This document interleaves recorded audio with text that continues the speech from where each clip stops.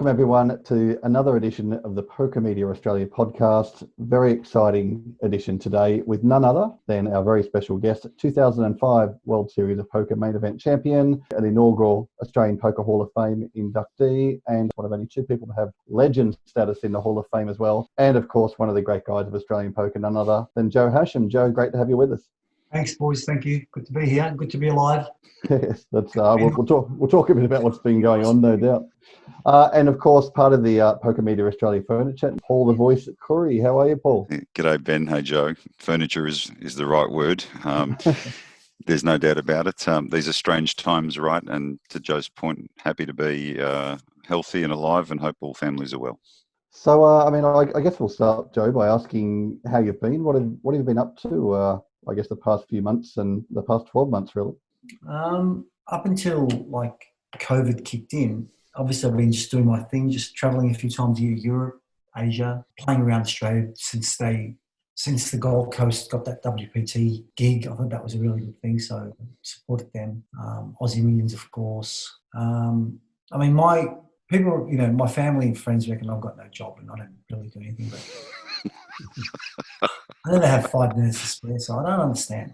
It's just, I don't know. I just do my thing. I think, I've always, for as long as I can remember, my family takes up most of my time. Whether it's business with my family, whether it's counselling, whether it's abusing, hugging, kissing, whatever it is, it's my family that takes up, most of my time. The last few years, I've been venturing out into other, different businesses, and we've opened up a couple of restaurants, and we've taken a burger franchise to China, and that's had its own, hurdles. I guess, to be honest, poker over the last few years I've really scaled back how much I play. And there's a number of reasons for it. First of all, I'm just not prepared to travel everywhere, and, I just can't do it anymore. And secondly, I really only get excited by, playing the big events. I remember when I was in my mid-20s, I could play poker 24 hours a day, for 3 weeks, and my gosh, I just couldn't get enough. So, when I see young kids playing all the time, I totally understand. But I'm just a different different time of my life now. Joe, just a quick question from me. Where were you when the news broke on COVID-19? Because you're travelling. So were you? I was in LA. I just made it back in time before quarantine. So the news broke to you when you were overseas. Yeah. And did you go, we've got to get out of here, or were you there and on your way back anyway? Yeah, I was on my way back. It was 2 days later. So there was a positive case on my flight on the way back too. Ooh. That we found out later. And the likelihood is that I probably wasn't one of those asymptomatic or very mild symptom case of COVID. I've never been tested, so I'm not sure. But I do remember the first 2 weeks I was back, I had, a bit of a throat and a head thing going on, but nothing really, which surprised me because I'm quite prone to getting chest infections, having been a sufferer of pneumonia in the past. So. Well, I'm glad you got out of there. Tell me, when you mentioned, we've discussed, there's two parts to that sort of stood out to me when you were talking. The first one was, over the years, we've often discussed loving playing and then how that's changed over the years, particularly sitting at a table, when you were much younger, and when I was much younger, playing for 10, 16 hours, really enjoying it. And you say that kind of only comes more now with the bigger events. Is it a style of poker too, Joe, that you like, or is it, honestly, do you find the passion in Hold'em anymore? It's a tough one. We've had this conversation several different people before as well, and for the longest time I was thinking, what, the game has changed, yada yada yada. No, I've changed. We've changed. We've grown up. We've matured. We're different people. The 54-year-old me is not the 27-year-old me, or the 35-year-old me, or the 40-year-old me. We're different people now. And what we saw in poker when we were younger is what these guys are seeing in poker today. We've just changed, I believe. Now, obviously, the game has changed, but I don't think anything stays the same. I think, life is a constant, circle of change. And then on top of it, we change as individuals, and something has to give. So you either accept it and you say, well, that's great, I'm happy for them, and I'm going to just do my thing and enjoy it, or you can whinge and bitch about it. I chose the former.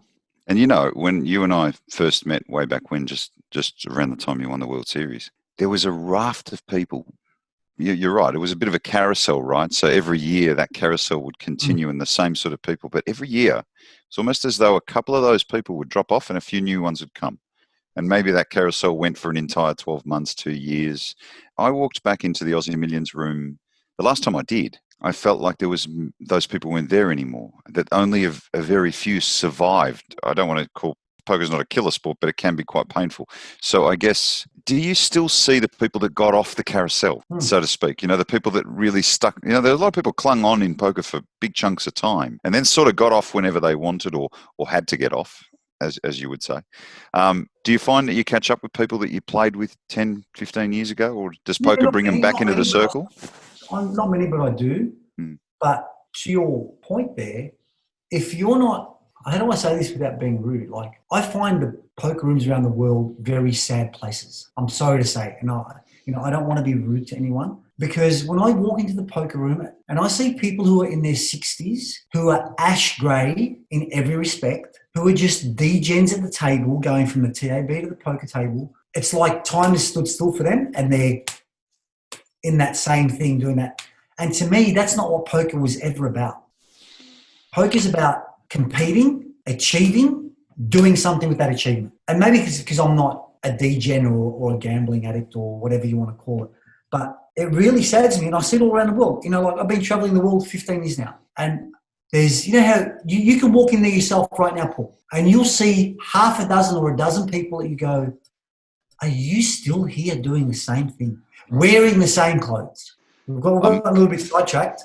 No. But I must say, it kind of takes me back to, back in my poker news days, a very long time ago, following you guys through the Asia Pacific Poker Tour, country by country. It was like, if we didn't have that bubble of people on every trip where we would have fun, we were often surrounded by, it's the contradiction, right? It's we're playing a game we love, we're involved in a game we love, in a place that creates excitement for you, but also has bad stories coming out of it. And if you didn't have that little community sort of catching up and meeting in every country, creating that fun, it might have been actually harder. And now that I think about it, there was a lot of fun times, but we created our own in that community, right? Yeah, that was around people that we wanted to be around, and it was enjoyable. But the carousel thing about people coming and going, I mean, after I won the World Series in 05, before I won the World Series in 05, I knew everyone in the poker room. I knew everyone. Yeah. Within 6 months, I knew 30% of the people in there. Only because of the sheer number of people that came into the poker room. Yeah, right. We knew. And as time goes on, and some people stop playing, or they go into a different area, they leave the country, leave the state, new faces come in. We become the minority now, whereas once upon a time it was just us. It was our group. There was 50 or 60 of us who, every tournament, every series, everything was just us. I think it's just natural. It's just life. It's come a long way, Joe. I mean, I was sitting in the room, Crown Poker Room, when you won the World Series, when they were doing a hand-by-hand update on the mic. And the best they could do at the time, which is advanced at the time in a very small poker room, was put up 2 little A4 printouts of a picture of you immediately after you'd won. I know we say it was a long time ago, but essentially it wasn't. But what's happened in that time is just extraordinary. As life evolves for people like yourself, people like myself, and some of us take different paths, and many people take different paths. And then you look back, you almost can't consume what's happened in the poker world. So getting back to that question about love, when I play the game, it's a bit hit and miss as to whether I enjoy it. And I'm not sure how to judge whether I want to play again, or whether I'm not enjoying the game, or whether, is it me or is it the game? I'm not sure. I'm not sure if you understand my, I do understand. Yeah. I mean, first of all, we all get comfortable in certain situations and around certain people. And, like, humans don't like change. It's a matter of fact, right? It's nature. And the game has changed so much. The people who are in the game today are different to the people who were in the game when you first started playing. Certainly. The people who were in the game when you first started playing were just a bunch of characters who love to play poker, and they love the game. Most of the people in the game today are people who are looking for their EV. How many BBs can I make an hour? Because poker has become big business. When I started playing, there wasn't that much money in poker. You could make money, but there wasn't really that much money, right? Unless you were in the elite 0.001% who could play in the biggest cash games in the world. Now, how many of us could do that? I started off playing 2-4 limit hold'em. So it's not like, I was building empires with the money I was making, but being able to win in the competition and then getting to know people. And I think it's, like I said, it's just life. It's great. I mean, these guys now who've replaced us, they've got their own crew and they're loving life, and and they'll look back on it in 10 or 15 years and go, oh wow, how good were the times back then when we could go there, and talk about hand ranges and, what's my pre-flop percentage and my post-flop bet sizing. The new guys will be talking about fucking something else. Who knows, mate? Joe, when you talked about you go into a poker room today and you see them as sad places, and a lot of tournament. Back in the day when I met you, you were with Poker Stars and you were playing a lot of events, and now you're very selective. So what tournaments and what does excite you about poker in terms of, what ambitions do you have moving forward in your game? Great question. I'd love to play, like 12 major tournaments a year. The reality is there aren't 12 major tournaments anymore because the size of the events have shrunk. There's a lot of tournaments, but there aren't 12 majors. There's the WSOP, there's the Aussie Millions, there's Monte Carlo, there's the 5 Diamond, the LAPC. There's a couple of others on the East Coast in the European Poker Tour tournaments. I'd rather walk on hot coals. Really? Play those tournaments. There's nothing fun about them. The only one that I probably want to play would be Barcelona, because the prize pool is great and it's a good fun tournament where you get a lot of satellite winners in there to make up the field. You know what? It's enjoyable playing against people who are good because it challenges you, but it's not enjoyable when you're playing against a computer screen. I don't need to. What for? I'm not going to put myself through that. You can't talk. You can't talk about your hand. You can't talk about the cards. You can't do this. You've got to sit there and you become like them. So then you find yourself miserable as miserable as they are, or as they look. But my ambitions, I don't know.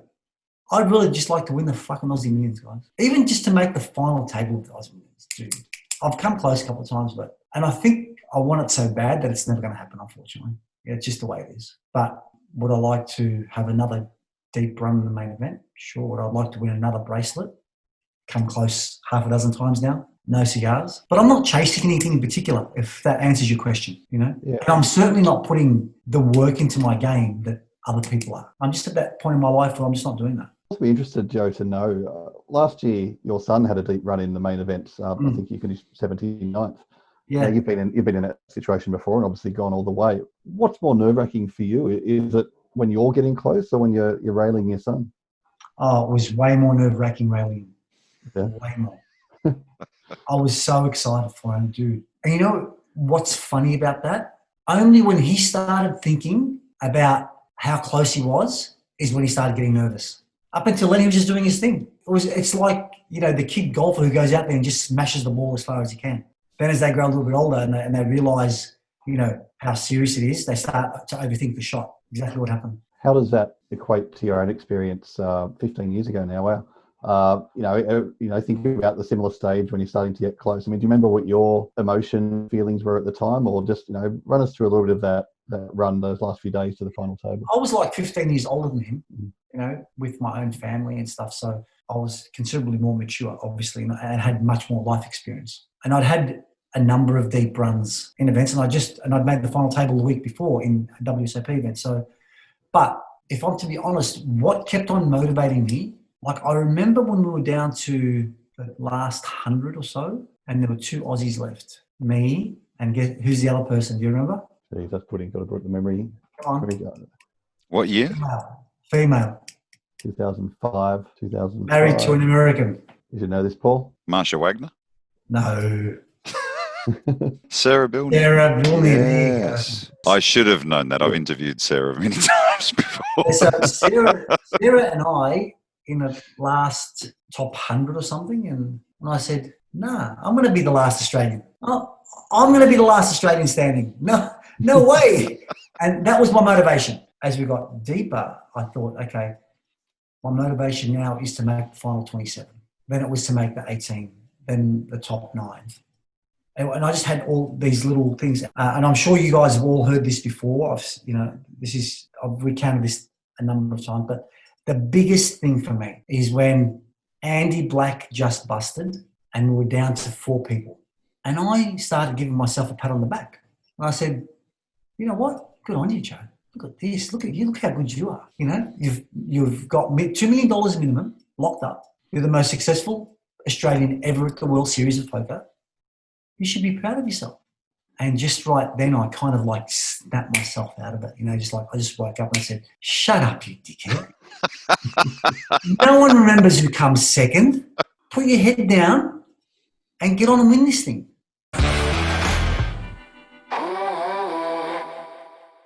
Do you see that in your boys when they play? Because there's two sides there, right? There's the part that either stops, reflects, and goes, "Well done, you've done well." But then the fighter in you, the competitor says, "No, crack on and win here." Daniel, my son, is very much like that. He's actually even, I want to say, like pound for pound at the same age, he's 5-10 times the player that I was. No doubt. And the maturity and the way his mind works and the analysis that he puts into his play is quite superior. Right. I mean, the day that he busted on day 6, I think it was, or day 7, he just didn't pull the trigger on one hand that he should have. Everything would have changed. Right. That's all that happened. It was just on one hand, he didn't pull the trigger when he could have, and everything just changed. And just, it just became like a snowball effect after that. And poker players have, most reasonably good poker players have a tendency to reflect on hands like forks in the road in their life. Does he go back to that hand all the time? He's a very quiet kid. He doesn't say it, but I'm sure he does. Yeah, right. I'm sure he does. Yeah. I think that's, even for a gibberer like myself that, plays at the Star every now and then. I remember every bust-out hand in my life just about. Certainly ones where I wish I could change what I did. So, I think that's common to every player. But it's natural. Do you? I mean, there must be hands over your career, Joe, where you look back on and go, whether it's a great memory because it was a turning point for the good or a turning point for the bad. Do you have hands you look back on sometimes and go, "Oh, remember that one"? I've got heaps. I mean, rightly or wrongly, I feel like I've been robbed a dozen times. A Couple of bracelets in there, Joe, too, right? Bracelets, titles, yeah. Where people just made the most ridiculous plays. Dutch Boyd gets it all in with me with ace-5 against my ace-queen, spikes a 5 on the river for the bracelet. What's his name? Keto Pham at the circuit event decides to ship on me with Jack 10 against my kings and just hit strip jacks. And he goes, "I don't care, I'm feeling lucky. I know it's going to come. Strip jacks." Again, for a monster chip lead. I've had so many of those things happen. And then, people out there will say, "Yeah, but you hit a 1 outer at the final table, WSOP." Yeah, but he hit a... They still remember the Queen 7 hand. 2 outer first. They still remember. I was looking pretty good. Let me ask Scotty Nguyen. Yep. Yeah, I mean, there was a time when he was with us on tour, and I had a great affection for Scotty, as did you. And then it felt like he got off the carousel at some point. Did he stay on it on the other side of the world, and we don't know? Or yeah, he's always been in action. Mm-hmm. He's too good of a player not to be in action. But again, I mean, he's got his own demons. Do you guys know the story of when he busted out, when he bubbled the final table of the main event? What happened? Do you remember a few years ago? Was it 2012 maybe? Just remind us of that story. You probably don't even know this story. So I only know the horse event story, actually. Yeah. I mean, that's another. Yeah. But this is the main event. I'm pretty sure it was 2012. He's chip leader with 12 to go. I think I remember this, vaguely. Scotty Nguyen never gives up a chip lead. Yeah. Never. I do remember never. this. And when I say never, I literally mean never. Some European guy, Peter somebody, sent him on tilt. He dusted off his chips. Busted before the final table. He collected $500,000. Collected in cash and drove home. His wife woke him up the next day. He's fallen asleep on the couch, passed out. "How are you? Where are you? Blah, blah, blah. Where's the money?" He goes, "What money?" She goes, "The money from last night." Goes, "I don't know." He drove home in his Aston Martin convertible, left $500,000 cash in the back seat of his driveway with the top down. Wow. Lucky it was still there when they went out to check the next day. Oh, Scotty. Well, it's only $500,000. He was so dirty on himself for busting out. Who is your favourite player in the last few years? Like, let's go back in the last 4 or 5 years. and then I'll take you back further. Who's your favourite player in the last 4 or 5 years? What does that mean, my favourite player? Person you like seeing in the poker room, whether they have an unconventional style or not. Who's a person that you gravitate towards in a poker room? Is it hard to find nowadays? Yeah, I mean, basically, after the first 5 or 6 years, I'd made my group of friends from poker. That was it. And, kept it tight. I'm not the guy I don't have 100 friends. I'm friendly to everyone, but not too many people are actually my friends. Let's go the other way then. Who's your favourite player, regardless of friendship or not? Who do you think, when they sit with you, you really have to be careful? Who do you fear? Oh, as in play? Now we'll go the other way. That list is way too long now. Okay. That list is way too long. Seriously, these guys today are just so good. I don't know if you actually understand how much work they put into their game. I don't think until you really got to understand how much work. If they play 20 hours, they will study for 10 hours. So these guys are living, breathing, eating and sleeping poker and poker hand histories and game theory and all that sort of stuff. And this is non-stop to the point where almost every decision is automatic. Yeah. So if you ask me for a list of who I don't want to sit against, probably most. Ben, let's take it to the World Series of Poker, because that's really relevant at this point. Do you want to ask a couple of questions to Joe about sort of the status of? I mean, you're closer to the detail there on the current standing, right? On what's going to happen. I do. Well, I mean, of course, postponed this year, supposedly till October. We'll see what happens. But Joe, what was your? I mean, obviously it was going to happen. We're expecting it. But what was your reaction to the news that WSOP this year definitely postponed, and we'll see if it goes ahead and in what form? It was inevitable. It wasn't like a surprise. And the fact that they held out for so long before they actually announced it was ridiculous. We were discussing that very same thing. I would bet that it's not going to take place in October. If it does, I would bet that almost zero international players will be there. That seems very likely. Right? I mean, if you've seen the news today, one part of the States looks like it's stabilising numbers. The rest of the United States is going It's going the other way, right? And we're nearly in July, we're in the second half of June now. Yeah, I think I saw a stat the other day that 3 states hit their record numbers yesterday. Yeah, yeah. A lot of the states haven't peaked yet, and the problem is they really haven't taken it seriously enough. And you don't take it seriously. I don't believe you have to just lock everyone up. Just practice social distancing, protect the elderly. Don't be hanging around, on the streets with everyone and causing ruckus and going to clubs and beaches and stuff like that. It's not the time for it. We can all survive 6 months, 12 months without doing this. Yeah. I don't think we should all be locked up for that length of time. But we're probably into our last few questions for you, Joe. We won't keep you here all day, but what about looking ahead to some of the big Australian events? Obviously, WSOP Sydney circuit, we've got the Aussie Millions in January. Do you feel that they'll go ahead in a relatively normal form by that stage? At the moment, I can't see how they can introduce poker. The casino's probably going to open in 2 weeks, but how are they going to introduce poker back into the real world? How? What is the new normal? Playing five-handed poker? Yeah. Maybe. I don't know. I mean, it's above my pay grade. How are they going to do this? I can't see it. I mean, okay, maybe if all events were 6-handed, but that still breaks the 1.5 metre rule.